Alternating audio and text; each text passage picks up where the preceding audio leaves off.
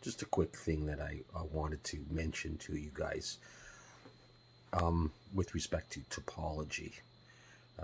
In the past, I've had some, pretty advanced Blender users coming to my channel and talking about the topology of some of my modeling and having issues with it.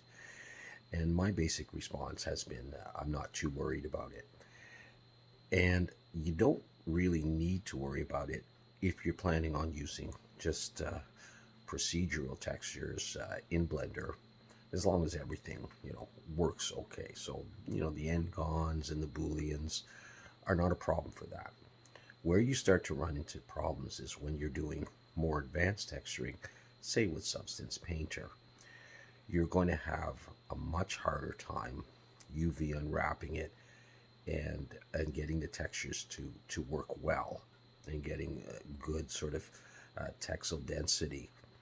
So if I took, say, just a cylinder and I didn't do a lot of booleans and weird geometry, and I brought that into Substance Painter, let's say, after UV unwrapping it, and then I was texturing in Substance Painter, adding those indents and little doodads, it would be a lot cleaner and easier than if I had done a lot of crazy stuff that I sometimes have a tendency to do.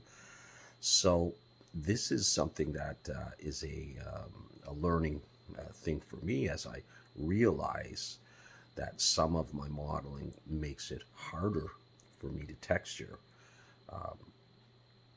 And so you just have to keep that in mind. If you were just starting out in Blender, or like a little bit advanced, and you were looking at some of my stuff and maybe following some of it, I wouldn't worry too much about it at the beginning. Sometimes people will say you should learn it the right way the first time, and that's true, but it's not always easy to find people to show you the right way unless you're paying good money for a course and you're modeling somebody's motorcycle and you just follow exactly that. But if you're just learning sort of techniques for the time being, I wouldn't stress over it personally. I would go ahead and learn any way that you can, in which case, if you're following me, okay, fine. And then, as you discover that, this is not working out for me this way for texturing, and I need to do it a little bit differently, and you can go back and refine your methods and discover new ways to do it as you figure out what works for you and what doesn't. So yeah, topology is important.